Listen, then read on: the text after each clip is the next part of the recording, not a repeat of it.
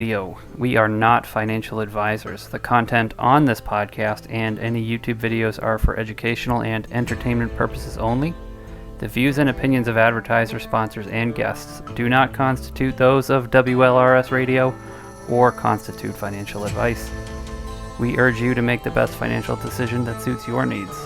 Conduct your own research and seek the advice of a licensed financial advisor when needed. Know that all investments involve some form of risk, and there is no guarantee that you will be successful with your investments. There is no guarantee that you won't experience significant loss when investing. Now, come take a ride with David, Dylan, and Austin into the Wild West that is cryptocurrency and DeFi. Which, you'll talk to a stock guy, and they'll be like, that's the most ridiculous, degenerate thing. And you're like, you don't even know where I've been. It looks like a third grader got into Blender and made these NFTs. It's out of the way now. If there's any CEOs you want to tell them to fuck off or anything. Let me think. This week, no. Welcome back to the weekly DeFi show on WLRS Crypto Radio. We are back on air after quite a long, relaxing holiday break for everybody. I'm David, and I'm joined once again by my remarkable, unmistakable, and unforgettable co-host Dylan and Austin, and we're joined this week as well by Madrid22 from Serenity Capital. Let me get it back in. There he is. Hello. Hey, there we go. Oh my God, man! It feels like it's been forever since we've done this, man. Dave fell off the map. I didn't even know he was alive still. I was getting concerned. I was looking to where to send flowers, and looks like the motherfucker is here and been in hibernation. Look at that beard, ladies and gentlemen. Yes, it's the Elden Ring beard. I've been playing Elden Ring, and I've been doing nothing but that. So, man, dude, I can't get into that game. Any personal hygiene that can get left by the wayside without turning heads probably does. I've wanted to try Elden Ring. I've watched a lot of videos on Facebook and stuff, but I don't have the time anymore. Yeah, I mean, I play it looks sick. 2 hours a day, I think. That's what I try to get in. But... I tried it. I died I don't know, probably 4 or 5 times. I said, dude, this is not the game for me. I enjoy progression in games, but not at the cost of my sanity. And I felt you had to sacrifice sanity for progression in Elden Ring, and I was like, nah, this ain't it for me. It's kind of like therapy. You don't have to pay for it. There's a lot of swearing, self exploration, things like that. You do a lot of self exploration, Dave? Yes. That's good, man. You know who else does self exploration? The Walrus on New Year's. I don't know if you guys heard about that, but there was what? Yes, Disco Chuck sent us a hot bit coming off the news presses, but a masturbating walrus ruined an entire town's New Year's celebration. Wow. That is something I did not expect to hear today. There's a video and everything. I'll tweet the video, the article out later, but basically there's this walrus on a beach at this town where they were having this New Year's celebration, and he just parked himself and did some self-exploration, and they had to cancel everything. So I don't know if you had something to do with this, Austin, if you called in the walruses or... So this is what y'all do? This is what y'all are doing over at Frozen Walrus? This is what Frozen Walrus is about. This is what it's about. Dino Drums is in the chat. He says, what up? And he says, 22-year-old Madrid in the house. I don't know if you're 22 or not, but that's what he's insinuating. He's not. No, you're not. You already told us that. He's not 22. He's the exact same age. I wish I were. Could do 22 again. That's a good age to go back to. If I took all my knowledge, went back to 22. That was the year I quit drinking. So I think that if I could restart it, man, I could do some crazy shit with a different vision. Picked up other self-destructive hobbies. Yeah. That's what I was going to say. I'd go back and do much worse than I did. Yeah, man, I would have went back and fucked more shit up. Oh my gosh. I would have probably not started smoking. I would have probably not started smoking. Yeah, that would have been my biggest. That right there. Because when you drink, when you're drinking, you gotta smoke. If you ain't smoking, drinking, I ain't ever seen anybody that like drinks. Madrid, that's a hillbilly saying over here in the hills on our side, on the east side. Everybody says that. They're like, "Oh, if I'm drinking, I'm smoking. You can't do one without the other." That's something they say. But I mean, I agree. I mean, I do like doing it, but like I've told people, I honestly think if like I could not stop. I'll be honest with you. Like this nicotine, like I don't think I could quit because it was so ingrained when I worked at FedEx that it was like my one little break in my area to get away from like all the craziness shit and all the like pressure that was going on. And like now it's just like a huge coping mechanism. So I just do it all the time now. Yeah. I never got into smoking tobacco, portable tobacco. I did hookah for a while, but I remember all the people at work, who smoked got to take extra breaks, like they were like mandated to go smoke cigarettes and stuff. And then all the non-smokers were super salty about it because they're like, we don't take 2 hours of smoke breaks every day. We should get, a longer lunch or something. Never happened. What about non-smokers' rights? They don't exist. That's actually why I picked up cigarettes from. We smoked hookah when me and Austin lived together in college, and when I worked at a shipping dock, they all same thing. They all had extra breaks. It's like, damn, I really hate working. Let me just go buy a pack of cigarettes right quick, and we'll go from there. And I started smoking cigarettes. You know what? Like speaking of going back to 22 and doing it all over again, I'd get some of those those fake cigarettes, the ones that don't have any drugs in them. Right. I need my smoke break. Gotta have it. The herbal ones. The candy ones? No, not they like make like non-tobacco cigarettes. The ones that like actors and stuff smoke on set. Oh, I ain't never seen none of them. It has no like nicotine. They don't sell them where we're from, Madrid. No, they don't sell that funky shit where we're from, brother. They sell them to the kids. Just American spirits. The hell is a cigarette without tobacco in it? Hey, non-alcoholic beer. Y'all drink that too. It's like smoking oregano. We don't do shit unless it has real consequences out here. I need my habits to have more consequences. That's right. If I'm gonna smoke something, it's gonna kill me. Goddamn it. Yeah. I love being from the South, man. I really, really do, man. All right. So you guys might know what I'm talking about. You may not, because it may be a little bit more regional. But have you guys, specifically Lame Hillbilly and Hatch, heard of oyster stew? Do y'all know what oyster stew is? I mean, I know of it. I've heard the words oyster stew, but I don't know it like that. I mean, I would assume Dave might actually know more about it. The way he's saying it leads me to believe it's not about oysters. Yeah, I'm from the land of seafood, and I never heard of no oyster stew. So I think it's about oysters. I'm thinking it's probably the Rocky Mountain oyster stew variety. No, so I'm from Virginia, right? And so like it's a tradition. I was Heckman, our lead dev. I was he's very worldly, traveled all around the world, lived all across the country. And obviously you meet people from different backgrounds, and so I was telling about oyster. So y'all don't know about oyster stew. He didn't know about oyster stew. Here in Virginia, specifically the South, I can't say anything about the northern, like Winchester, but I'm not from there. I had to cut firewood when I was growing up. But oyster stew is something you have on Christmas morning. It's just a pint of oysters.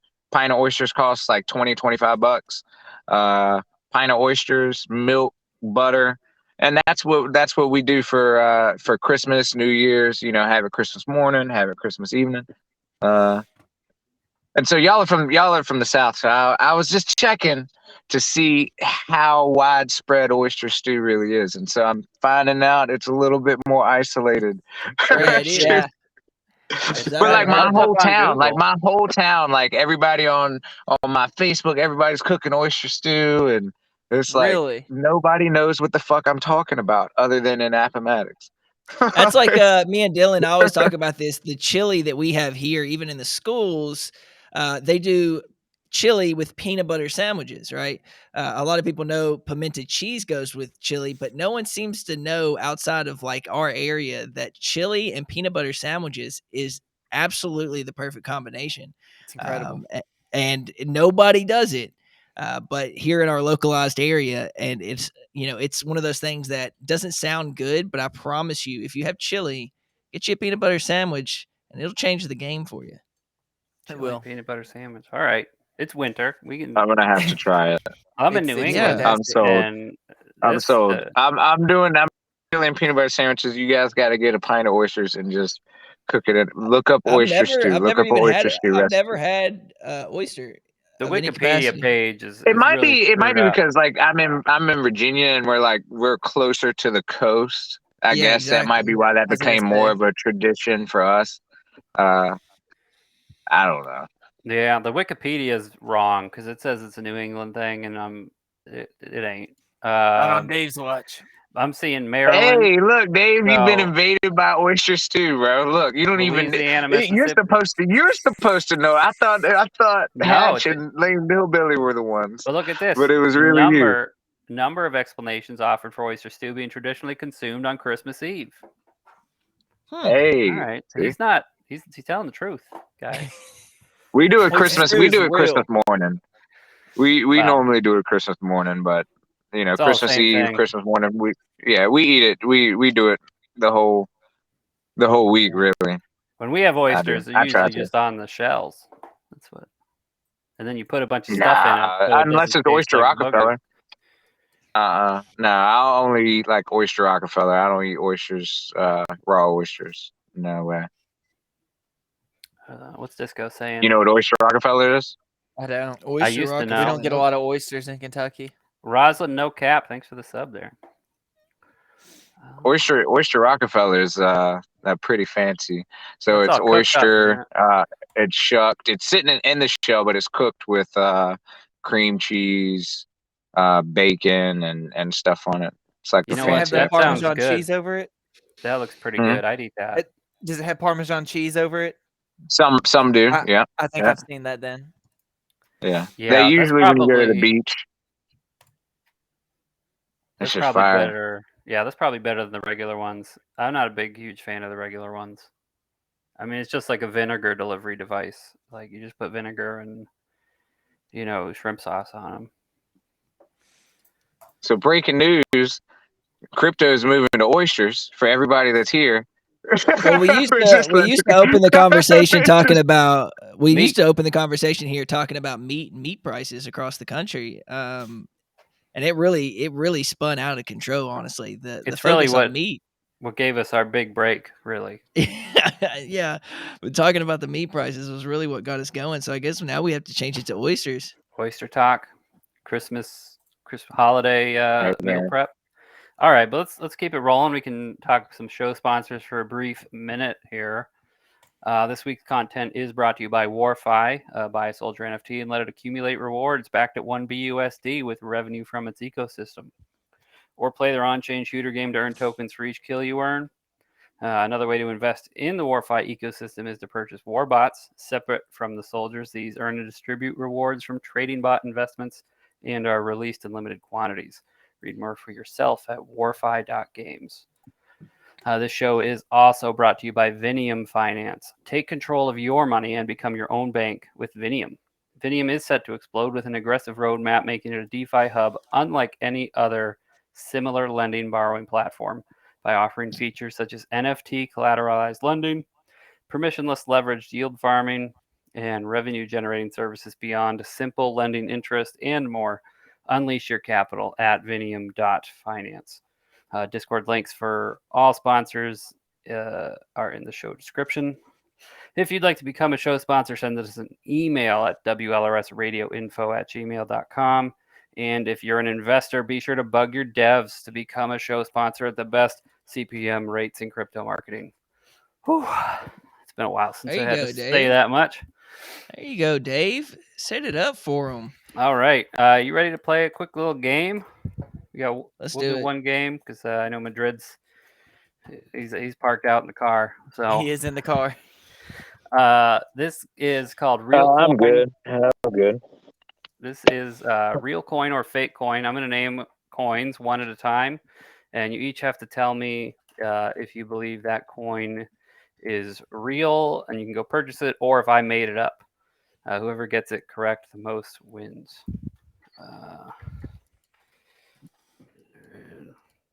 Let's hear it, Dave. All right, you've had a month to think of them, so and they I better still be. did them last minute. God damn it, Dave. What are we? Listen, me and Dylan had to do the show like 2 weeks. Well, you were off. I don't know what you were doing. We'll find out. I was probably just sleeping. Honestly, We'll find out. I just gave the up. Twitter game this week. Okay, so the first coin is Bonk, BONK. Austin, what do you think? Real or fake? I'm calling real. Madrid, what are you thinking? Real or fake? The Bonk coin. Your box just did it. I think your box got like a weird ass charity token. I don't think it's Bonk. I'm gonna go with fake. I'm gonna go with fake because I think that one's named something different. But Bonk, that probably is real. Fuck me. I know for a fact it's real because I almost bought some. It's right, boys. It's a real token, and not only is it real, it's blowing up, I guess. It's like the #1 trading meme coin on Polygon, I think it is right now. So it's not the same. It's not the same Yabonks token. No, Yabonks token was created for his animal sanctuary. This is like a Shiba inspired. Doge. Doge related. The second token we have is virtual reality glasses. No, fake. Fucking fake. What is it? Virtual reality glasses. Yeah, man. Yeah, that's real. That's real. I'll go with real again. Yeah, I can see that. That's a real Especially one. with Avatar. I was gonna say with Avatar coming out. Yep, I get a lot of these off the recently listed on CoinMarketCap, so I try to find some interesting ones that nobody's got any volume on. DeFi beef. It has to be real just so that we can talk about it and the price of it. Dread, what are you thinking? I mean, yeah, that's probably real. Wait, was I right on the last one? Because I was breaking up. Yeah, you were right. That was All right, cool. All right. I don't think crypto beef is real. Well, I think it's real, but it's not a token. So there's a lot of crypto beef out there. But so what do you say? Is that fake? Final answer. I'm saying the token is fake, but the beef is real. The beef is real. Oh no, it's fake. I made it up. Nice. Should have known. You slimy bastard, Dave. It's the holidays. People cooking beef up, beef roasts, all that stuff. Dylan cooked a brisket for ours. Terrible. I'm going to your place. I wouldn't next holiday. I wouldn't have fed it to the stray cats. Oh, I tried to do a brisket once, but I had smoked salmon in my smoker the previous time, and it didn't. Something did something to it. I don't know. It wasn't Maybe right. A little fishy. It wasn't fishy though. It was like something else. Something trashy. Oh, we lost Madrid for a second there. There you Hello, go. welcome back. I'm on Wi-Fi now, boys. We're right. good. We're golden. Good. You just drove the car into the house. It's fine. I was like, let me prop my phone on this on my steering wheel, and it Cadillac. Oh, you can't see the symbol back here, but she's doing me right. If you didn't hear, DeFi beef was a fake, so you didn't get that one right. The fourth one we have is Doge trend. Austin, what do you? Doge trend. What's the beef on this one? I always say if it's too dumb, it's probably real. You said that about the steak, the beef. He's not very good at this game. Yeah, I'm going fake because Austin he screwed me last round. I just went with what he went with last time, and we failed. All right, so I'm going fake. All right. Austin, what are you doing? I went with real. I'm also going fake. That's a real one. Fuck. Son of a bitch. Yeah. 2023 Doge. That's our last token of the day. Wait, you say real? Doge trend is real. Yes. Yes, that's right. It is, Dave. Yeah. Go buy some. Don't buy some. NFA. We had the big disclaimer at the beginning. We're Such a covered nice for at least another disclaimer. 5 minutes. 2023 Doge is the final token on this list. All right. Now that one might be too Now ridiculous. get off the Google. What are you doing? I'm not Type on in- Google. I don't check type this in- shit. I feel like I'm the only one that's able to say that they're playing the I- game honestly, because Austin and listen. Hatch, y'all are both looking at computers, Listen, man. I'm on Discord and shit, Mhm. but I hear the keyboard going. listen, I have too much pride for this game to ever fake. I promise you. I get too many wrong for anybody to say, "Oh yeah, he's definitely looking." Like I would be 10 for 10. So anyway, I think it's too stupid. So it's probably fake. I'm gonna go with real. Yeah, I mean 2023 Doge. It's time we brought Doge into 2023. I think it's real too. It's fake. Made it up. Fuck you, Dave. Son of a Fuck bitch. you, Dave. Now, here's the thing. It's probably going to be real next week. Yeah, what's the timeline? Because I can get this up in like 5 minutes. Hold on. True. You got to get it listed on CoinMarketCap. That would take me a couple hours, but I Yeah. could. You got connections. Hey, I I need could coin yeah, listed. that would take me to the morning. I couldn't do that right now. We got All an right. urgent one coming through. Yeah, I mean, with that, we can talk Serenity Capital. Why don't you introduce, what that's all about to everybody? Yeah, man. Serenity is an ETH-based, ETH-pegged seigniorage protocol. Like I'm not gonna go into like a whole big sales pitch on it. It's a OG community, and we're really happy we merged with Vertec and are launching the only balancer decks that's on BSC, and it's going to be really incredible. A lot of big things coming for Serenity, and I'm proud to, and along with everybody here,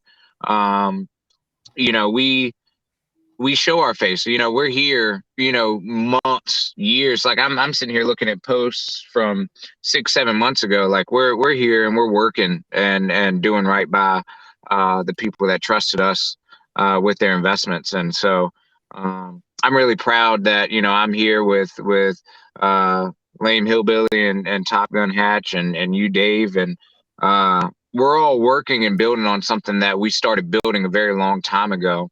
And in this space where I can probably say that 90% of the people that are even watching this are getting rugged, going after other shit, and we're all still here, and we're building something that's going to be pretty epic, and not just building our own ecosystems, but the same guy building in the bear market sees the other guy building in the bear market, and we're gonna take over once this bull run really kicks in. And there's a lot of exciting stuff, man. A lot of exciting stuff. I'm happy to move into the new year. Obviously with holidays and stuff like that, and markets weren't necessarily doing the best heading into the end of the year, and everybody's taking time. Everybody's you work so hard and push so hard through November. Like people need to put things into perspective sometimes in DeFi. Is you grind so hard through October, November, and then even through December, and you don't really get to spend a lot of time with your family. And so then when we basically check out for a couple weeks, it's good to come back and to have a good community and good people to work with. It really is. Yeah, that's like what we've sort of, my wife like sort of pointed this out today, actually, was like sort of, that's what's been missing, I think, in a lot of DeFi spaces, is that the humanality of all the people behind, the Discord usernames. We're all people, so like we have families, some of us have second jobs, or this is our second job. And the holidays is a time for family and stuff, and not grinding 80-hour weeks, trying to rush through something that doesn't necessarily need to be rushed through right away. Mm-hmm. Yeah, Yeah, it's a wild lifestyle. I mean, I'm in this full time. I've been in it full time since January of last year. January 15th is my 1 year mark in DeFi full time, and obviously I got into it at a time where it's not extremely lucrative. I'm making ends meet for sure, but if I had stayed at my previous job, I would be much more secure in financially. But I think what I've given up, or what I've taken in return for that risk, is that this industry is fucking awesome. I love my job. You know what I mean? I wake up every day and I'm just so fucking happy that I'm here and that I'm able to do this consistently, and sometimes help people. I have not been able to have that in my previous career as just a supervisor at FedEx. I'm actually like, I genuinely, like, I tell Dylan this sometimes, that we had this guy that bought a satellite phone for his brother with Walrus. And the brother actually fell off when he was hiking and broke his legs and had to use that satellite phone to save his own life.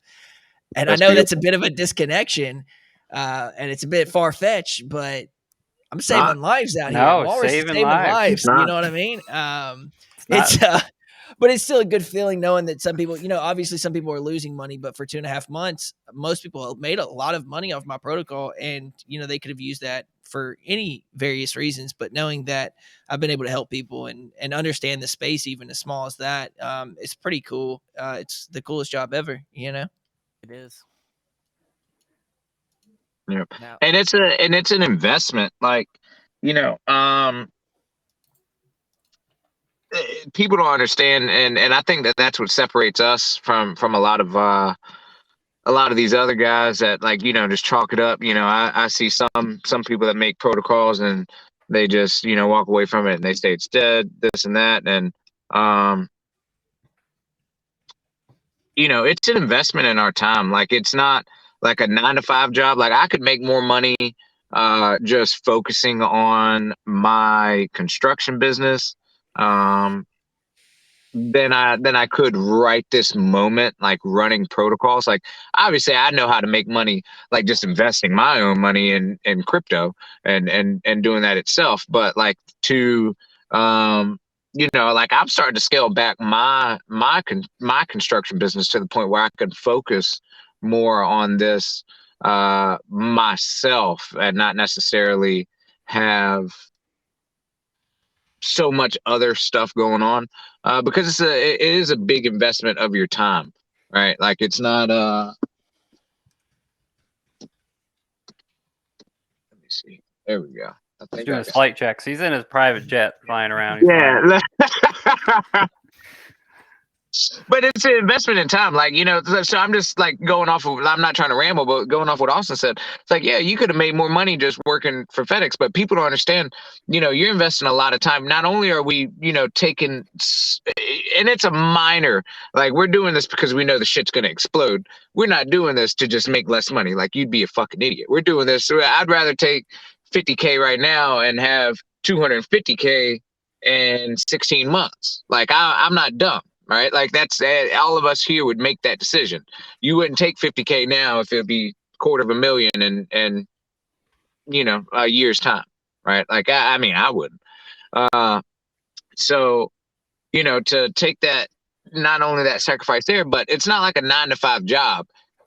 You could make more money somewhere else, but when we're running these protocols, every second you're sitting on the couch watching TV with your family, guess what you're doing? You're looking at your Discord, you're looking at your phone, you're looking at what's going on.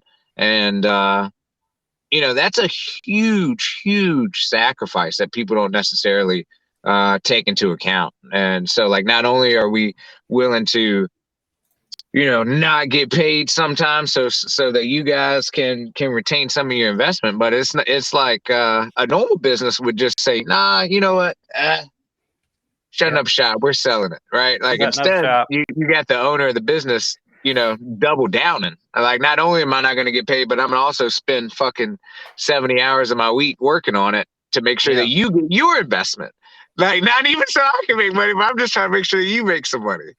And then Well, like I'll make money later on. I'll make a whole lot later. But yeah, I mean, you spend time in the Discords and you get to know people. You know, like you get to you talk to people, like you said, like you're sitting on the couch watching a show, but you're also in Discord, like you know, talking about who made what for dinner and who's got what going on in their life. You know, so it's you meet a lot of people and they become, you know, like friends and connections that you don't want to just walk away. You know, so it's that too. one thing that bugs me is when people say like in real life, like if my son is playing on the floor and I'm taking time to look at this little block that I have in my hand to message you, this is real life, right? Like, you know, it's no different. Like people misconceive in real life. Like this is just as real as your everyday life. Like some people, you might live under an anonymous name or a different Discord name, but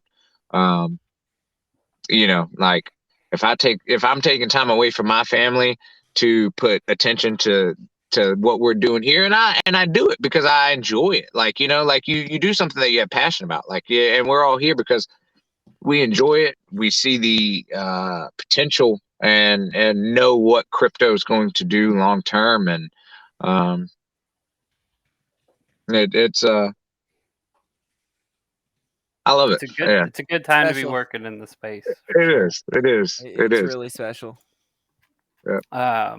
I know it would be nice to work, you know, on the upside. You know, I started like sort of like Austin. I started, you know, doing graphic design for projects, like starting with Grape, also in January, and so I've sort of just kind of ridden the train down, you know, this past year, and I'm excited for, you know, having the ticket to ride the train back up the hill, so to speak. So it's definitely exciting, rewarding.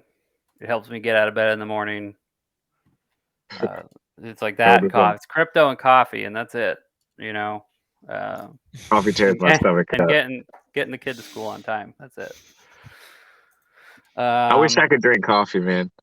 My you know, coffee destroys my stomach. I look at my wife so menacingly, like I buy her coffee pot to like start at 8 o'clock in the morning, and it's like coffee just rips me, man. I don't know why. You do tea? You get any caffeine in you? Oh yeah, Kickstart, Mountain Dew Kickstart, baby. Yeah. I drink Red Bulls. Red Bull. I drink Red Bulls, and I know I'm gonna die early because just like Austin says, he's not gonna put anything in his body unless it has consequences. That's right. You gotta live life on the edge. That's how you feel alive. He was over here a couple days ago, and I've been drinking tea in the afternoons, and instead of drinking like afternoon coffee. And I said, "Do you want some tea?" And he's like, "Does it have caffeine?" And I said, "Yeah, it's got caffeine." He's like, "I guess I'll try some." And he waited for it to get ice fucking cold. It was like I don't like hot drinks. Hot beverages are fucking weird, man. It's like a blueberry tea, and the man just wait for it to get ice cold and said, "This is awful." And then he proceeded to drink the entire thing over the course of 10 minutes. You goddamn right I did. I ain't gonna. It's got fucking caffeine in it. I'll like slam down a first cup of coffee and then I'll get a second cup, but that second cup will take me all day to drink it, to the point where like I'm drinking it like driving home from work, and it's like ice cold, and it's an experience. You get like, you know, all the different layers of flavor. Yeah. You know, all the different temperatures. I could drink 3 pots of coffee in a day and not think a thing of it. But tea, it doesn't tear your guts up. Like it doesn't like nothing tears. I've got ironclad stomach, bro. Nah, that thing. I do too, but like no, dude. I don't understand. I get bad acid reflux off of caffeine. Tums will fix that. No, Tums does not fix my. No. I take Austin's the highest strength possible. I've had what do they call them? Endoscopies, where they actually put like a tube down my throat just to make sure I'm not getting fucking throat cancer, which is probably gonna happen anyway. But yeah, it's definitely intense to drink anything more than like I have to watch my caffeine intake. It has to be less than like 150 milligrams, or I get like acid reflux where I throw up. Oh, it's quite odd. So you're like a shot of espresso and out. Yeah, well, no shots. A shot of like a 12-ounce Red Bull. If I take anything more than a 12-ounce Red Bull or a 16-ounce Monster, that's it for me. I'm shaking and throwing up. It's quite odd. You're allergic. You could be allergic to caffeine. It sounds like. Wouldn't that be some shit? I've often thought that, Austin. You might just be allergic to caffeine. Like maybe that's your whole thing. Well, is that sucks possible? for me? Yeah. Oh yeah, it's definitely possible. Caffeine Let's was see what created. Google says. Yeah, caffeine was actually created to not be ingested by mammals, but you know us humans, we love a good. Same with capsaicin. We just love us a little naughty chemical. That's awesome. You could have so. Yeah, you're gonna die in 24 hours. Austin. I don't know. Yeah, Sorry. I mean, if you start WebMD my symptoms, I'm gonna have, have eyeball cancer and shit. Like, I'm not reading that shit. Like, either I die or I don't die. It's 50-50 chance. It's gonna get you. No, I don't think it's a caffeine allergy based on what WebMD said. It's usually a high. Hell yeah! I'll cancel my doctor's appointment. Thank you, Dave. This is what the people who listen to the show for. The live. It may not be financial advice, but here we give out medical advice willingly. Even better. Just as illegal, probably. Ladies and gentlemen, welcome to the show. We broke him. If you have any medical questions, feel free to call in. We'll diagnose you live on camera. You gotta go ahead and call into this number. I'll pull that shit right up on WebMD, man. You don't have to go to the doctor. Just cash at me. Cash app Dave. He'll give you a 15-minute. I need to get a lab coat. You know what's crazy? It's just it's like the tech field. Like when all these IT specialists take your laptop and stuff, they Google 90% of it. Like I've seen my doctor fucking Google shit, and there is nothing more concerning than a doctor fucking doing that shit. Because like they just have a base level knowledge. Like right in front of you. Like they don't even have the decency they have a to base leave the level room. knowledge, and they can infer. This is how all industries work. You have a base level understanding, and everything else is done through experience and learning, through trials and tribulations. But they just infer. They can infer much easier via like Google and like more dedicated articles that are for specific issues. And then they can say, oh, with my medical background and looking at this, it's very clear that you have this, right? And that's how it is with the IT field or any other field, crypto field. You know, I'm Googling how to run a protocol all the time. I haven't found anything yet that really stuck with me, but I'm getting close and I can infer pretty good. So it's just one of those things. Well, Google Medium article gets published in 12 minutes from Madrid22. How to run a protocol. You got to. I'm charging $99.99. You get a course. Make a course. Yeah. Hustler V2. Investopedia has a 4-step process. You have to Austin, this is for you. You got to choose a consensus mechanism. A blockchain operating protocol is also known as a consensus mechanism. Then you need to design your blockchain architecture, and then you need to audit your new blockchain and its code. You have to make a whole blockchain, Austin. And then you have to verify the legal compliance. It's 4 steps. Easy. That's it. That's all there's 4 steps, and you too can be a broke protocol owner like me. If you enjoy making money, don't do this right now. I hope I've glorified this industry enough that everybody's hopping in. Everybody. I mean, but yeah, back to Serenity, like, so you're building a balancer DEX, and that's gonna sort of like help your peg token. Or are you sort of moving away from the peg token? Because I know there's a lot of seigniorage protocols out there just doing all kinds of different directions with what to do with their highly inflated peg tokens. Yeah, so with the Vertex DEX, we're focusing most of our development power, team power towards that. That gives our peg tokens a bit more utility. No, we're not going to be moving away from it.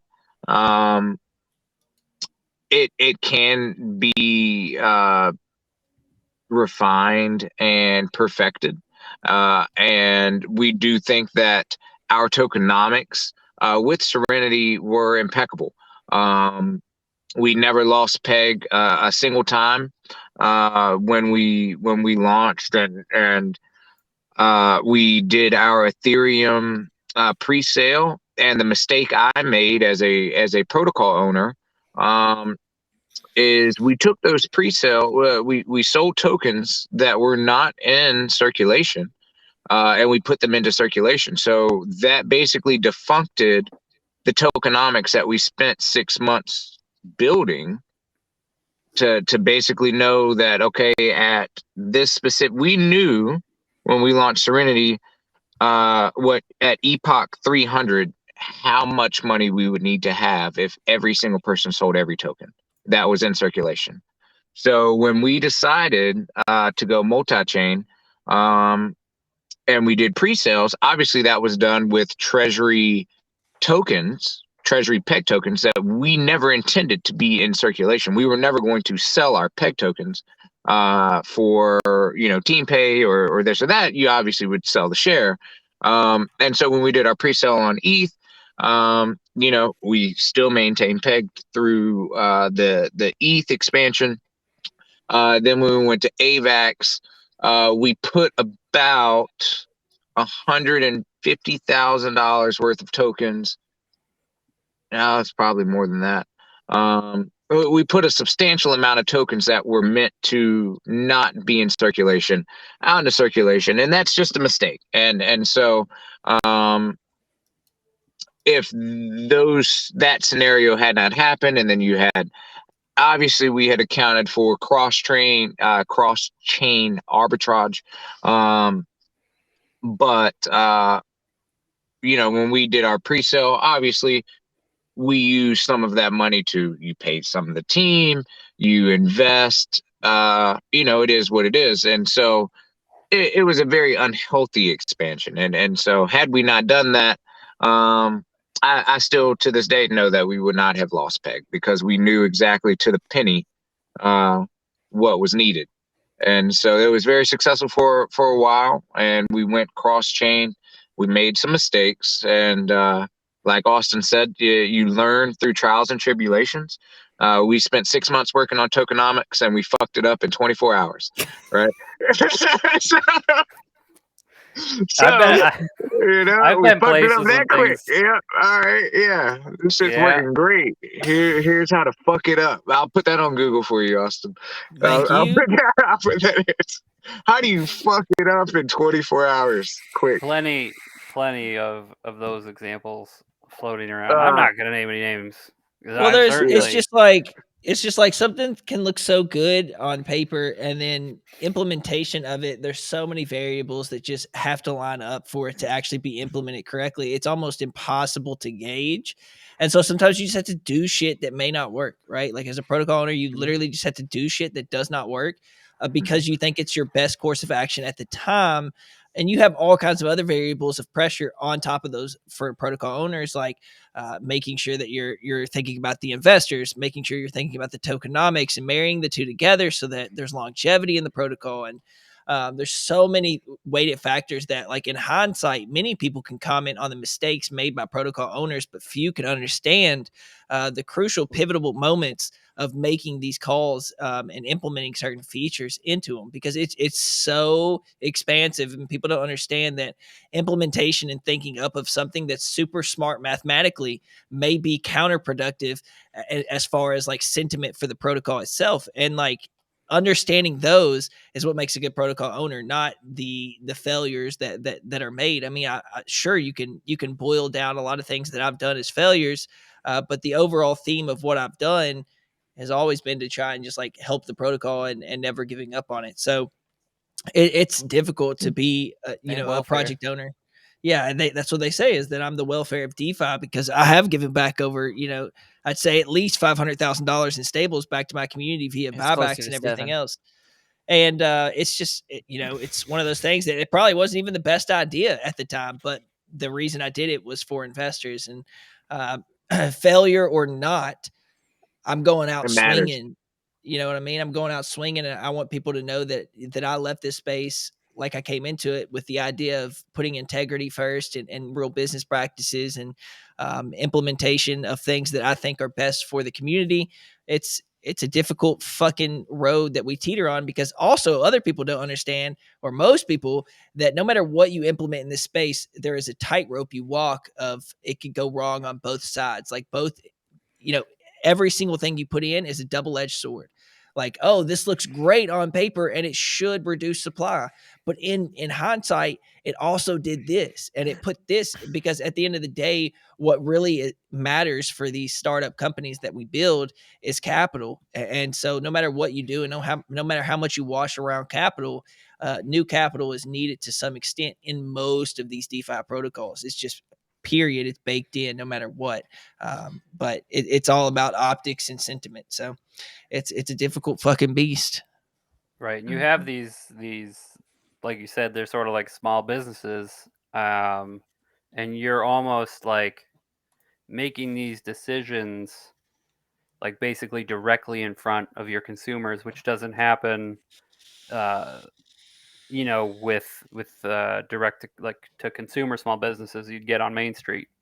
Yeah, so Apple's not asking what the best implementation of this next iPhone is going to be, right? right, and so And it's I know it's a said, stupid you had example. They should. you were like, they shouldn't make another iteration of iPhone. They should take a couple of years off because they're all the same. But like, Yeah, that's really that's big, man. And I think that boils down to morality. Like, when people, like, and I've said this a lot in our discords and to our communities and stuff like that, like they're not investing in the website. Like, you're investing in that individual. Like, some people are, investing in stock markets, and those companies have grown so big to where they're just investing in a stock, right? Like, you're not investing in the CEO. You might be smart enough to do research on the business itself, but some people don't. Then they're investing in us, and it's like, Elon Musk, that dude, he doesn't make every decision he makes is not perfect. Jeff Bezos, not every decision. Every one of these guys have fucked up, right? And the people that invest in them are investing in. It's like, all right, well, I'm trusting that your learning curve is you're gonna do better than you fuck up. right, Yeah. Breaking it down simple is like, and that's and right, you got to show that, man, and you people can, sell that short. yeah, and you can make a good business decision, but if it's a business decision that would piss off your entire community, but would save the business, you're still screwed, right? So you need to because always I've been think in those about that. situations. I've been in those situations where I could have cut the legs off my investors at the cost of saving Frozen Walrus Treasury, at the cost of having longevity for my own runway, for my own payment, and I chose to pick the investor. And was it the best decision? Because at the end of the day, would it have helped the investor long term? Maybe, but I had to make that decision within probably 24 to 48 hours, and it's one of those things that I could wake up and think about, and it'd be a pit in my stomach, because I'm like, well, I could have done something different. But at the end of the day, you just had to roll with these fucking punches that come in DeFi and just keep moving. Yeah. Now what Frozen Walrus looks like is entirely different than what it did 8 months ago. The narrative has changed. And I think that's part of just being in DeFi and this space, like the actual space of DeFi moving at an exponential rate. And that's with regulations, with technology, everything about it has moved up substantially and at a rate that is unfathomable for any other industry. Like, this industry itself has moved faster than any other industry. Internet boom, no matter which one you want to pick in our entire life as humans, this is the fastest moving industry that we've seen. So it's tough to keep up with, man. Yeah, this is even faster than the Amazon merch T-shirt business, which I got into a few years ago. I've not heard of that one. It's basically artists, and you upload your design to Amazon, and Amazon prints the shirts, sends the shirts, handles all the customer service. But they do zero control over. This is a huge derail, and I'm sorry. You're supposed to know what this was. Austin. No, I want to hear about it. I've never heard of it. No, so you do that, and then, but I am Amazon, which is good, and then you get a little cut of every shirt that you sell, right? Because Amazon handles all the material and printing and inventory, so it's actually like it's really good. But the problem was that it was, during that sort of like hustle, that like sort of like, what's your hustle? What are you doing? It's like, oh, I'm making merch on Amazon, and everybody started stealing and copying everybody's designs and artwork, and Amazon did very little to prevent that, unless you took a trademark out on like the slogan that was on the shirt you designed. And that was like the only way to protect yourself was pay $250 for a trademark for one design, but you might have hundreds up. So it got crazy. Did you make money? Yeah, I make money. I still make money. I haven't uploaded in 2 or 3 years, but I still usually seasonally I'll run through, get, I don't know, maybe like $10 a month, but like I haven't done anything with it in years. So it's a win for me. Yeah, I mean, you got to take any side income you can get, diversifying your income streams is definitely one of the biggest things that I've ever learned moving over to DeFi and being my own boss. And you really lose out of the stability you get from like a salaried position, right? So it's very difficult whenever one income stream is struggling and you have nothing else to fall back on, right? Like it's just, that's an exhausting thing that I do on a daily. Yeah. On a daily what? FedEx is hiring, Austin. Daily. Listen, that company was amazing. I'm going to be honest with you. FedEx taught me so much. I'll be honest. Like that was an amazing company, and FedEx is a great company to work for. FedEx, if you want to sponsor this show, you reach out WLRS Radio at gmail.com. And I worked with amazing people, but one of the big things about working for corporate America is the way that you have to treat every individual exactly the same. And it just didn't set well with me because every individual is motivated differently. Every individual communicates differently. Every individual, responds differently to different situations. And understanding that is what I think makes a good manager or owner or whatever else, is understanding that everybody comes from different backgrounds and knowing that you can't respond appropriately to different situations because you're representing an entire company. It's just too much. And I don't talk corporate. So it just wasn't working well for me. And I was constantly getting in trouble for things I was doing for people. You, man, take your package. Yeah. And I were, but see, I wasn't front facing. I was a manager over top of people that ran docs. And it was one of those things that like these guys certain people were struggling with certain situations. And I was like, pretty much, hey, fuck you. I can't do anything about it. And that like irked me really deeply. So it's one of those things that's why I love being in this industry, because I can treat people exactly how I want to and the way that I think is best. And it makes me much happier. Yeah. Shout out crypto. Let me be who I want to be. You do you. Yeah, he never would have had that hair 2 or 3 years ago. I'll tell you that much. Nah, man, the hair's coming from just being too scared to get a haircut at this point. That's real shit. I'm actually just terrified. I don't know. I got my hair cut from the same person for like 5 years, and I just didn't want to change and he left. And so I had no availability. I tried it one more time from a new person, and they cut it like trash. And ever since then, I was like, I'm just not. I know you're not talking about my girl Alicia. Shout out to Alicia, but I didn't like my haircut. I didn't like my haircut. Alicia has been cutting my hair since I was a freshman in high school. She does a great job. Man. I don't know. Maybe it's just me. Like I haven't found my style that I really was like feeling. So I was just like, well, whatever. Well, me and Austin have gigantic heads. They film well in person. They're gigantic. So it's hard for us to get haircuts because we have gigantic. Yeah, look at my forehead, dude. Like, we got like a lot. I got real estate there, son. Like Put you got to Peyton make sure Manning you're up to covering the- it. You got to make sure that you got the trim. You trim the hedges right so that it fits the real estate, and nobody's done that for me yet. So it's Yeah, difficult. bad haircut will stick with you. Yes, for it will. 6 weeks at least. So Yep. So it's just not worth it. I'll just rock the man bun. Fuck it. that's the real reason we've been gone 3 weeks. I did get a bad haircut a few weeks ago.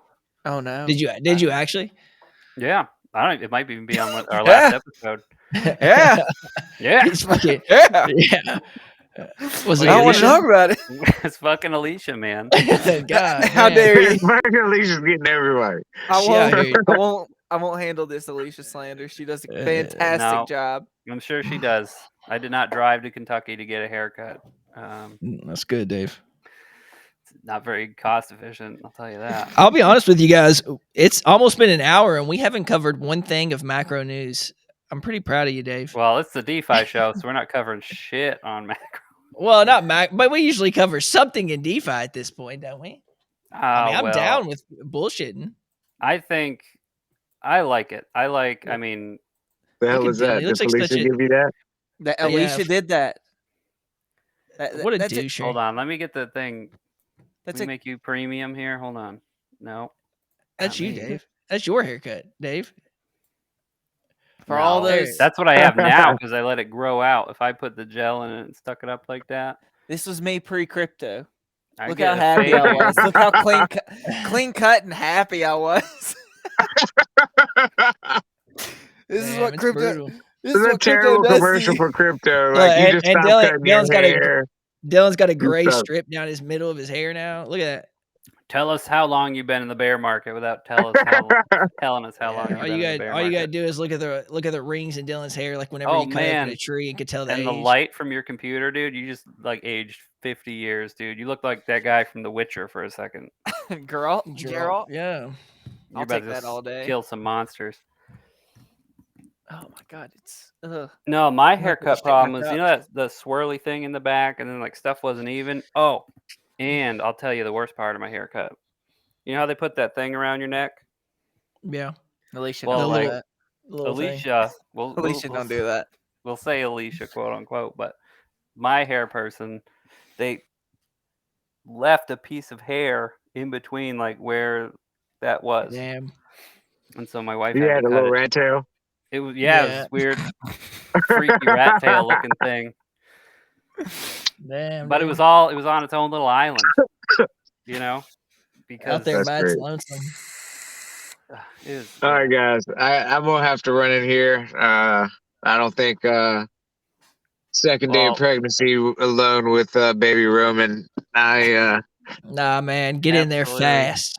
Yeah. Serenity Capital, you know, we'll send some tweets out, but definitely go check them out. You're on Binance, is that right? You're cross chain, yeah. mostly Binance. all right. on Binance. Well- I'll come back on and we'll Yeah. get into we'll do some more shit talking on Absolutely. protocols. Absolutely. Well, thank you for joining us very much. Brady It's Yeah, been man. a couple haircut of weeks in the photo. making. Yeah, man. Yeah. I like WLRS Radio. That's pretty cool. Getting to hang out and chill out and you know. Yeah, man. It's nice, man. It was nice. Well, congratulations.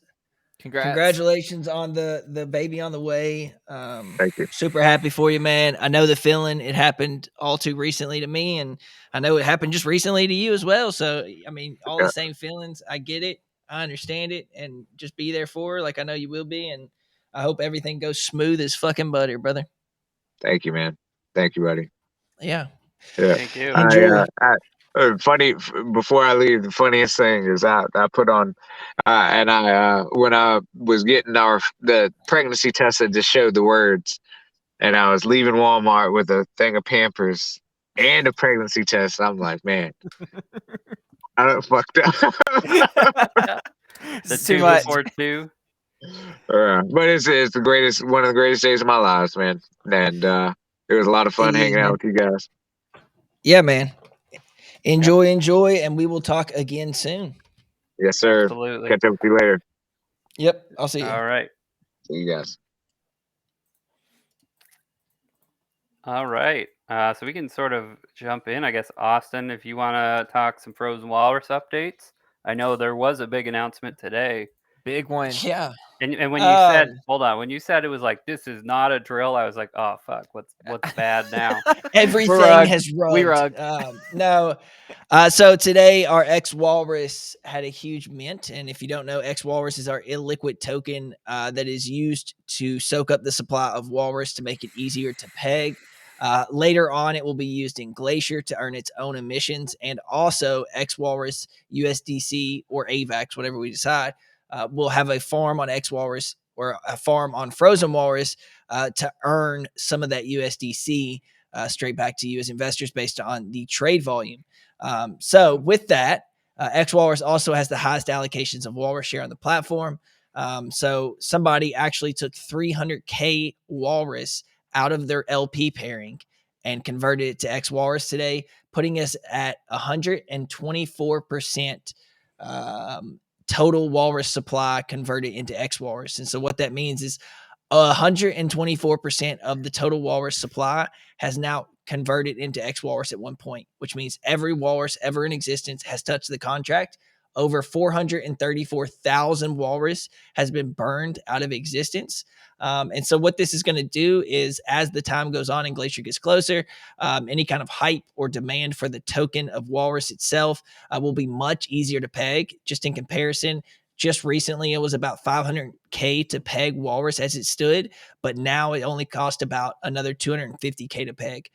So almost half the price to peg the amount of tokens we have in existence. And I expect that to be a lot less as more people convert into X Walrus.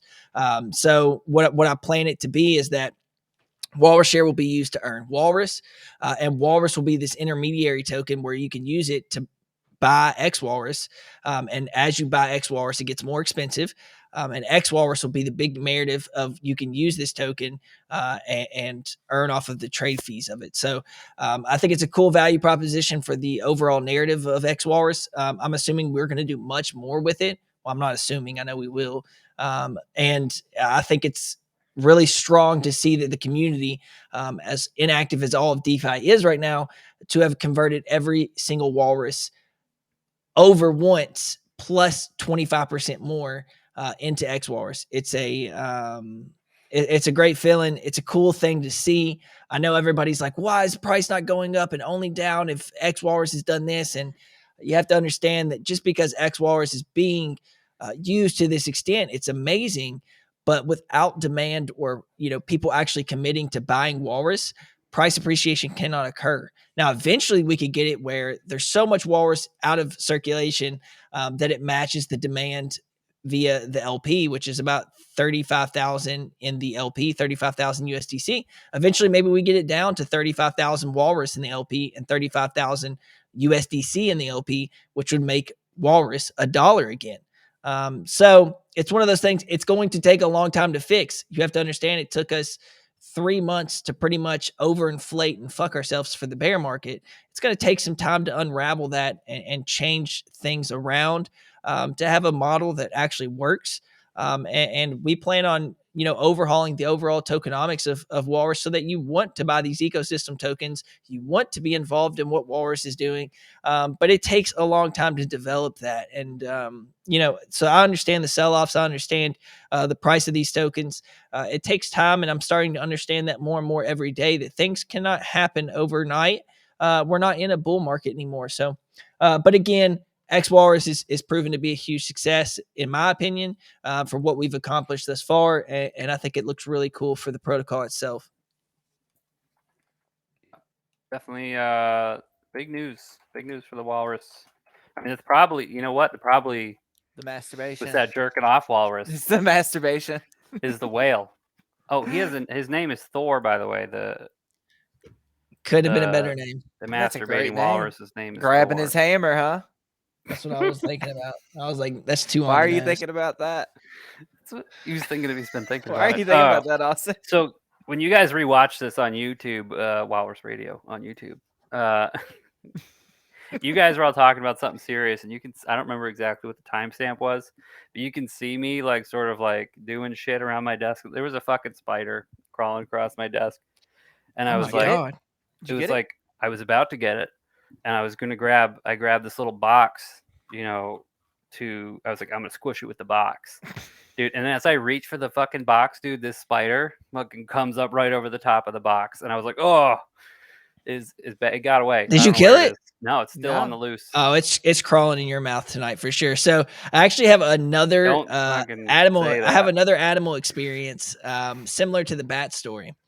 So I'm sitting in my bed, 3 a.m. Had been smoking a little of the herb, Tobacco. and so I'm laying down, and I hear this rattling out of my ear, to the side of my ear where my bedside table is, and I keep hearing it, and eventually I'm like, all right, something is in this room with me. I need to figure out what it is. So I turn the lights on, and I start looking in the drawer.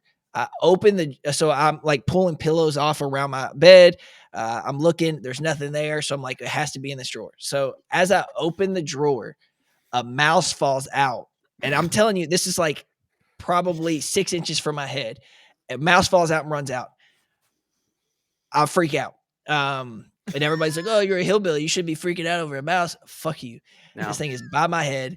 I do not like vermin, and it was beside me.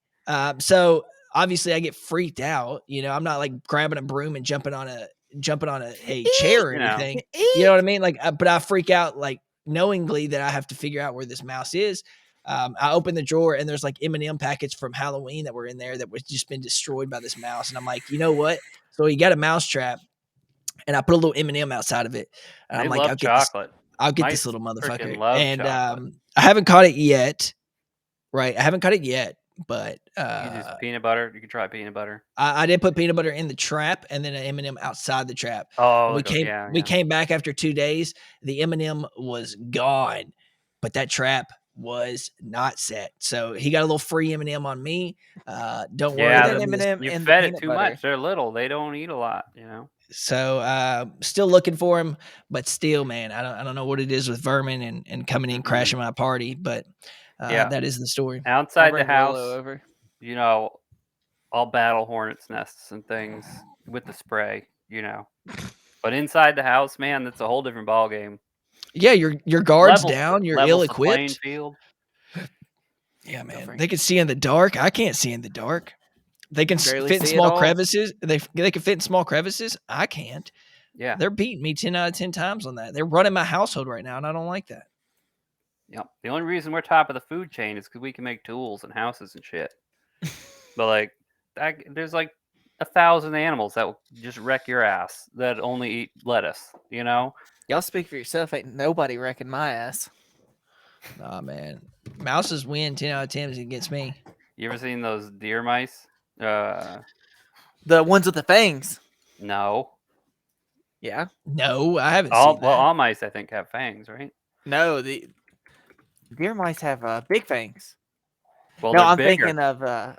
Okay, no, I'm thinking. They're of hold on. They're like in between a rat and a mouse. They don't come in numbers, but they're huge. This is what I'm thinking of. I'll send it in the little chat. We need to talk about news. Yeah. Yeah, is that what this podcast is? Listen, I didn't renew my bus driving license. Yeah, clearly steer the fucking bus here, Dave. You know what? We got 3 topics, all sort of on the same thing right off the bat here. But we'll start off. Immunify says it's facilitated $66 million in bug bounties since its inception. So crypto security firm, which offers and facilitates bug bounties, says it's facilitated. They love that word. Over $60 million in facilitate. No, they didn't say that. Okay. $60 million in bounties since its inception. So this is a good thing, I think, for crypto in that we need more places like that sort of are an escrow for, these bug bounties that, hackers are taking. Excuse me. So they had gone on and they said, this is a quote, a $5,000 bounty payout for critical vulnerabilities may have worked with Web 2, but for example, it does not work in the Web 3 world. If the direct loss of funds for a Web 3 vulnerability could be up to $50 million, then it makes sense to offer much larger bounty sizes to incentivize good behavior. Yeah, 100%. Yeah, Web 2, the infrastructure wasn't direct capital, right? Like the infrastructure did not facilitate like direct capital like crypto does. You could get any currency from a protocol and convert it to your favorite non-native currency of that protocol. These hackers are taking 50, 100, sometimes billions of dollars. We need to make sure that it's easier, right, to find bounties and give it up. But we also, what goes along with that is there needs to be real repercussions. And so far we haven't seen that. So the two together, married together, is much more beneficial than just one side or the other. Like regulations are cool, but people are going to hide out. But if it's financially incentivized and also bad to hack people, then it becomes much more lucrative for hackers to say, listen, maybe I should just go on the straight and narrow and do the right thing, still get paid for it, right? So it's good that they're doing that. But I think that there also has to be very severe consequences for stealing that kinds of capital. Speaking of consequences, and this is one of the things in my set of 3 things, all roughly on the same topic. The Mango hacker, if you remember him, Abraham Eisenberg, he was arrested on market manipulation charges.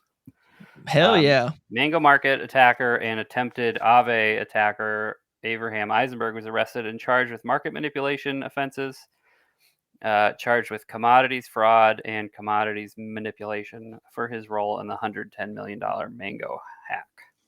That's good news. So there are your consequences and a reason to work either directly with a protocol or with a responsible third party. That if you find an exploit in this space, you can get paid sort of legally, well, not sort of, actually legally, and not fuck over investors. You can keep people in the space. And also potentially save future investors. Right. I think there's a lot to be said. Like, what impact do you want to leave on the world? And I know there's so many people that are like, oh, fuck everybody else. I'm going to do the best that I can to make as much as I can, right? And there's no hope for those kind of people probably. But there's a lot of people that are probably on the fence of like, well, should I do the right thing or should I not? And they have to weigh that out. But if you can benefit other people with your talent and also be paid for it, I think that's much more gainful, like on a morality scale of like personal reflection than just like, stealing people's funds and running away with it because you're just going to be looking over your shoulder all the time. So best of luck to them. Right. And he was part of a crew, wasn't he? He had like a whole group. So he's probably going to rat them out. Like he's going to squeal. Yeah. None of these people are built for prison. Like when, when the cop comes in, and he's got the light, he's like, what are you doing? Yeah, like no, I can promise you, none of these people are ready. I'm for not prison. built for prison. I'm not built for prison. But most people that I come in contact with could not ever fathom prison life. I'm also not stealing hundreds of millions of dollars or any. There's some more good news that follows this. I don't know if you guys noticed or not, but the charges he was brought up on, commodities fraud. Mm-hmm. Well, yeah, I was thinking about that too. That's because the SEC hasn't done their dirty work yet. So fuck Gary Gensler. The SEC may come in later and get a little piece of the pie, but it's good that the Commodities Exchange or the Commodities Commission is looking at it. Though, I still hope that the U.S. It looks like Yellen's got some kind of fucking nuke about to go off on crypto if a bill passes. It's what I've been hearing, but I haven't read the bill myself. So it's a hot mess. Yeah, I'm not going to try and like weasel it down. I need to research it a little bit more. But basically, every validator at least would have to register as a financial institution, among other things. So they could make so much money if they just regulate crypto in a way that benefits people. Like they don't know what it is. They're just making up laws. Like the thing is that AWS, right, is a service that Amazon offers that blockchain can offer as well for cheaper rates, right? So it leads me to believe that there is lobbying going against crypto because of current business models that are making a lot of people money, similar to how the weed industry is being tanked because of the tobacco industry, farming, everything else. Like it's all money's game. Like it's not because they think it's the right thing to do. they just know that they're getting paid by the people that are the opposition towards crypto. So it's not going to be an easy road. This regulation will not be easy for the U.S. And I don't think that consumers will come out on top ever. So it sucks. It really does. And I was really hoping that the U.S. would come out the door with something that was tangible and much better off, that was consumer friendly, and that retail was like, I still want to be in crypto. But it looks like what they're trying to do is say nobody should be in crypto, even though there is so many benefits for retail users. And it's so funny because it's like a laughing stock right now because of these NFT scandals and everything else. Everybody's like, why would you ever buy an NFT? Why would you ever do this? Very few people understand the real benefit of blockchain technology and what it can do for the current infrastructure we use on the daily. And it's sad to see that it's being dealt with this kind of propaganda, because I do actually think that crypto is such a valuable tool. And right now, of course, it's in the very, very early stages, but I think it has so much to offer for, the normal technology age that we're in today, and better options for retail people, normal users. And I don't know that it'll come to light ever, which sucks. Not in the U.S., but not in the U.S. I'll go to Panama. It's supposed to be very fuck friendly. It. Puerto Rico, fuck it. Cayman Islands when the bull market comes back. True. I hear there's some Bahamas real estate going to be opening up soon. There you go. Get you that big 5-story mansion. Yeah. You'll have to liquidate it to pay all those legal fees. You already did that with Solana, so. True. They got wrecked. Man, anybody, listen, people talk about Arbitrum and all these places. Like, this is why I'm so bullish on Avalanche, right? Is Arbitrum validators, there's like 3. It's centralized, just like Solana. It's centralized. It can be shut down.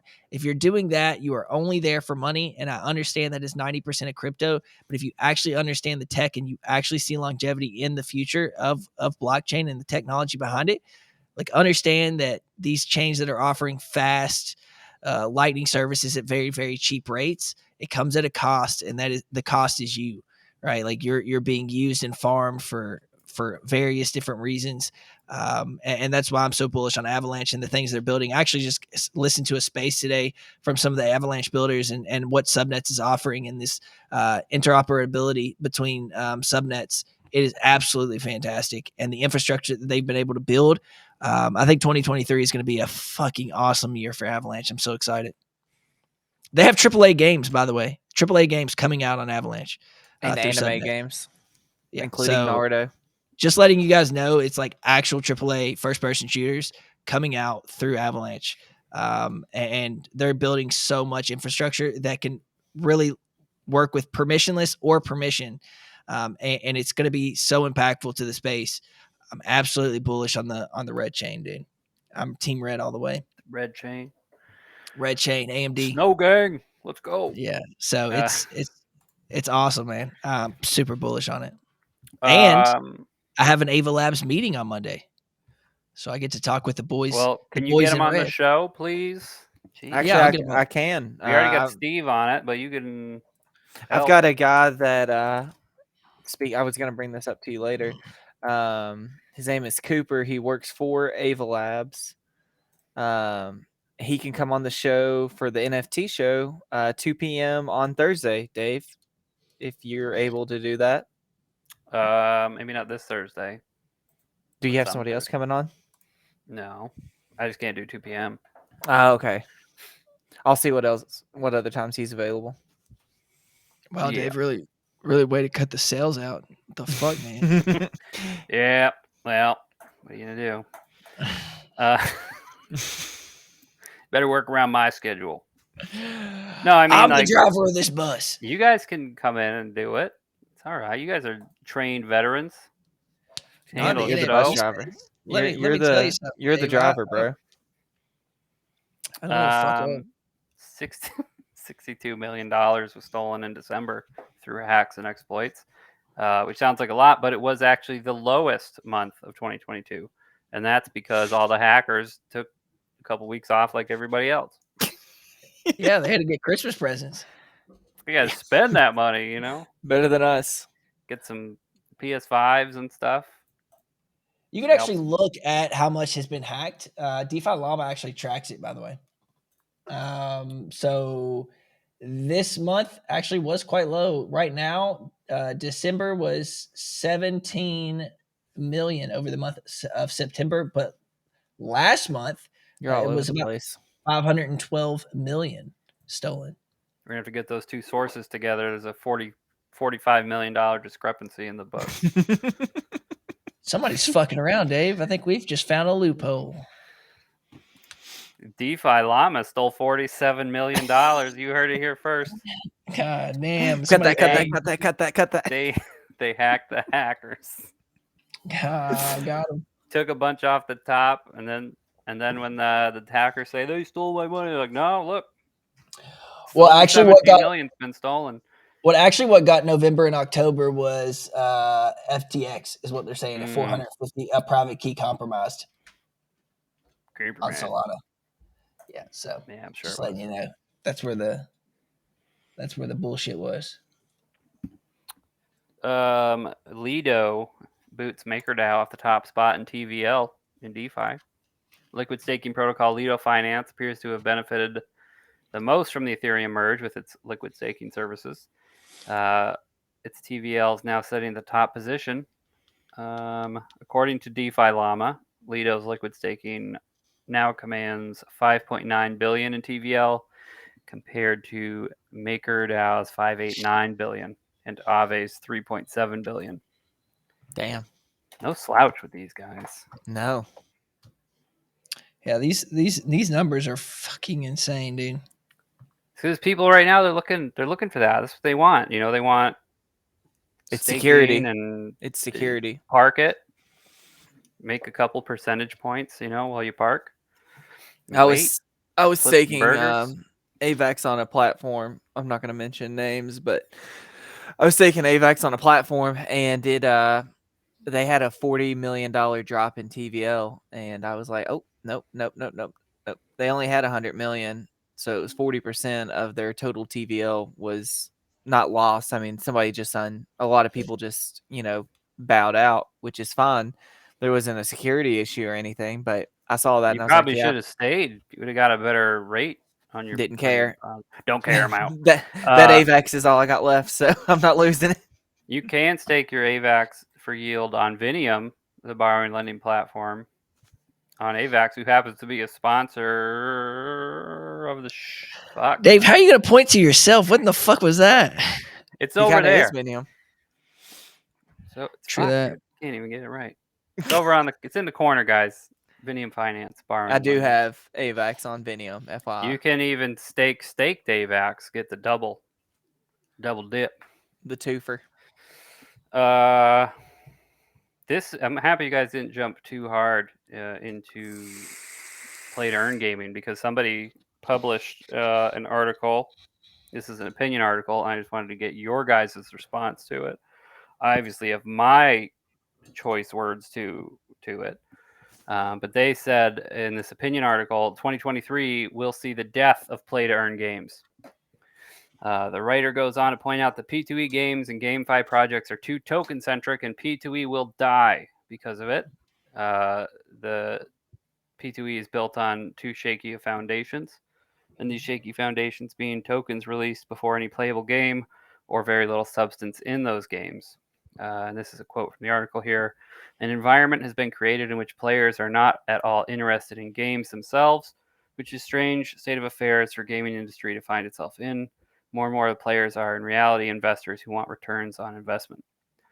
The current 100%. Structure creates the wrong kind of incentives, and this is one reason why the system is not working as it should.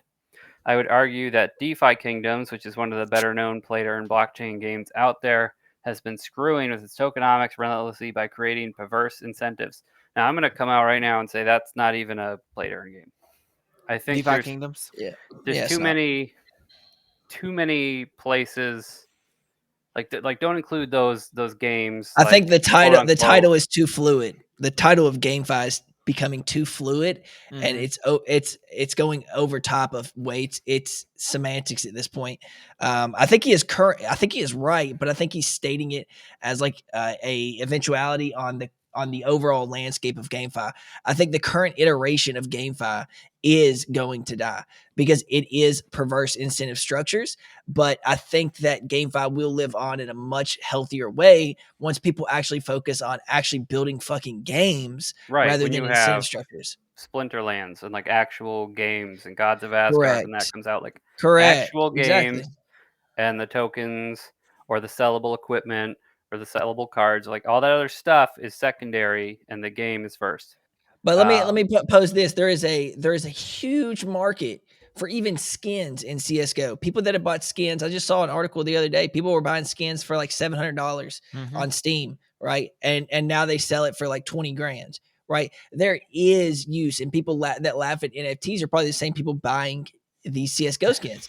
It is the exact same concept. It is owning something in the game that has real world substantial value, and games incentivizing that by saying, look, it's fun first, be competitive, but look at what else you can do for a status symbol. And I think that really, if games learn that incentivizing through like that, like just letting it be its own market, but letting the game and the structure of the game be incentivized by actual real gameplay that's fun, and then say, look at this little carrot as well, is that you actually own the shit you're earning in game, right? I think that is a very powerful narrative, that when games take that approach, and current AAA studios can come on board and say, I want my infrastructure to be built on the blockchain and to live on forever, and allow users to exchange whatever they want via our in-game currency that is actually still on the blockchain. I think that is a very strong narrative for gaming, and I think that it really gives power to the players, not to rip off of GameStop there. We're getting sued.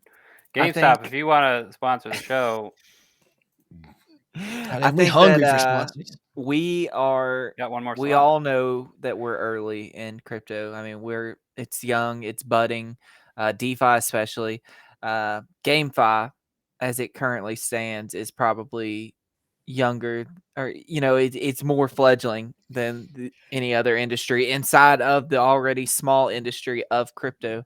Yeah. So I think it'll gain it. It's just going to take one really good fucking game to kind of change the play to earn thing. I mean, you've got Magic World. Magic World's already built. They didn't ask for a dime when they built it. They just built it.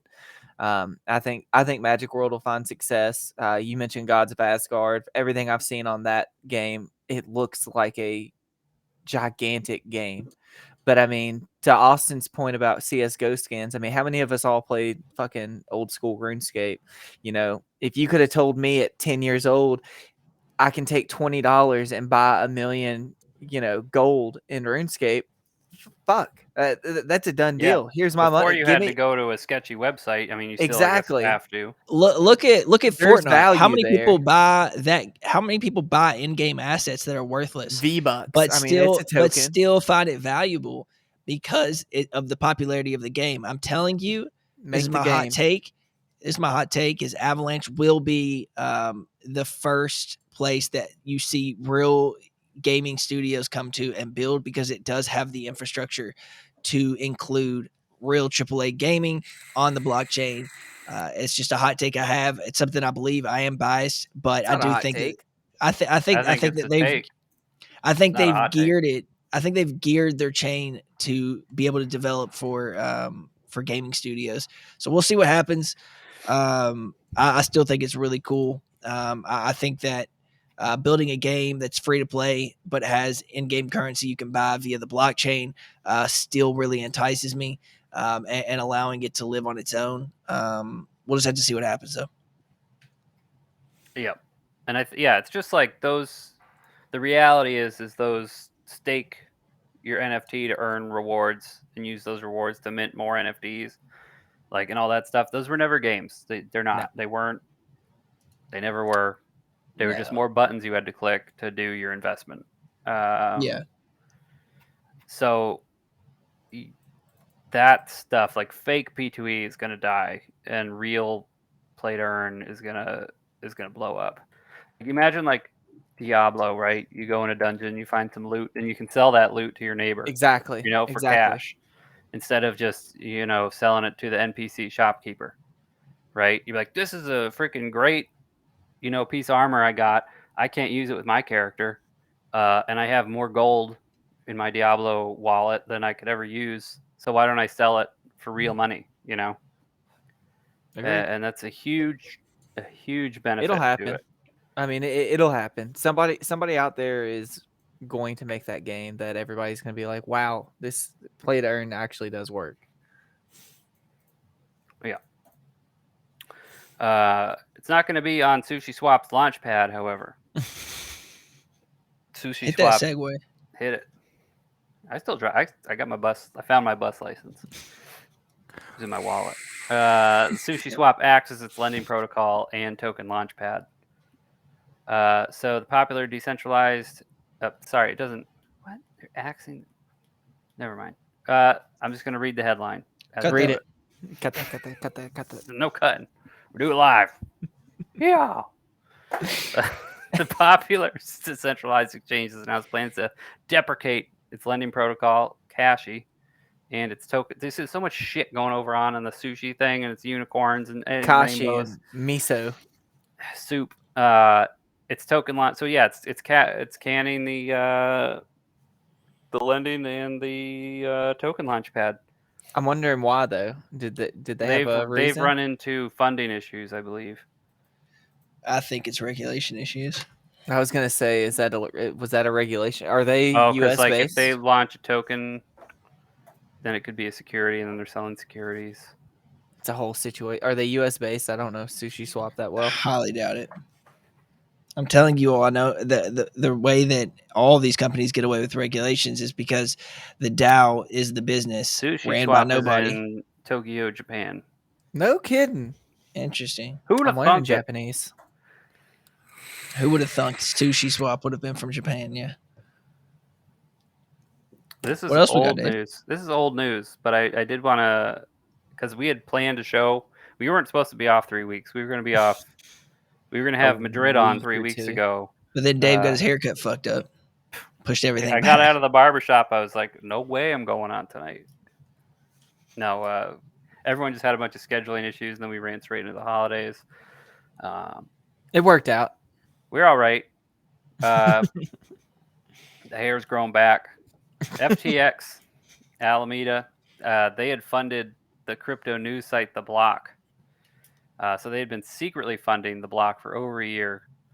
The Block claimed that it covered crypto news independently, and employees of The Block were unaware of the payments. Michael McCaffrey, CEO of The Block, had resigned from the role and leaving the company. Bobby Moran, he's going to take over as the CEO. Anyway, I guess no Who's one gonna knew. trust them? And there, you know what? You should.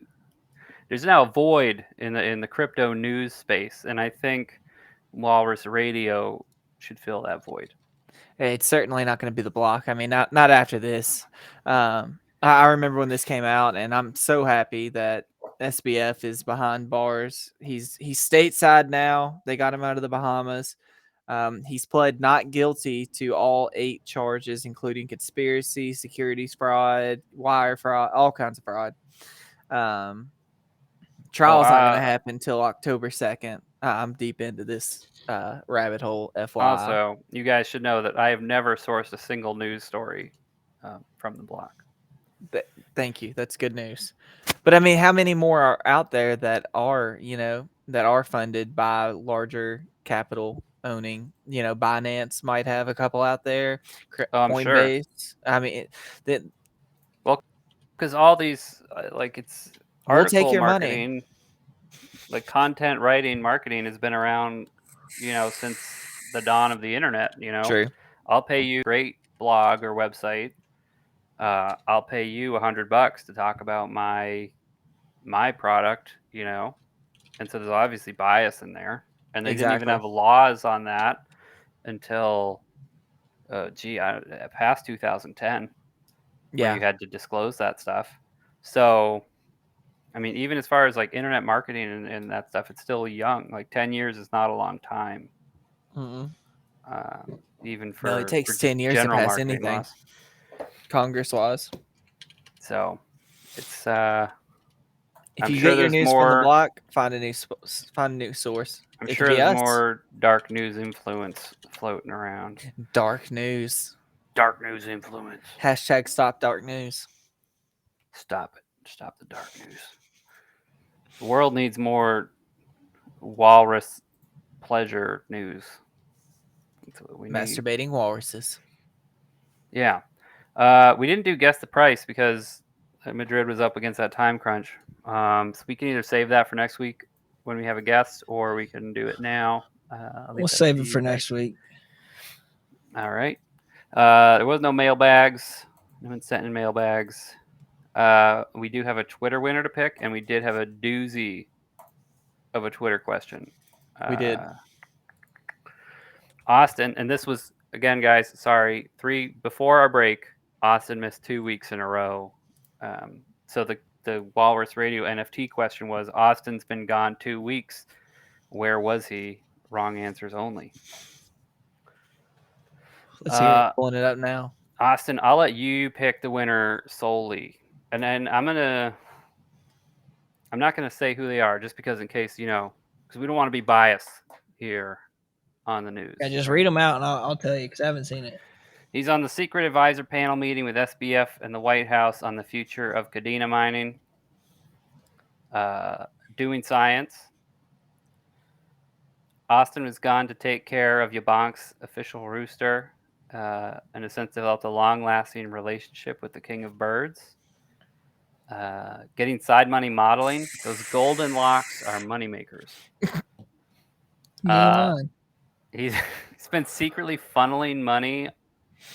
He's been funneling our money through Alameda Research and is now wanted by the FBI, so he's laying low. Fucking got me.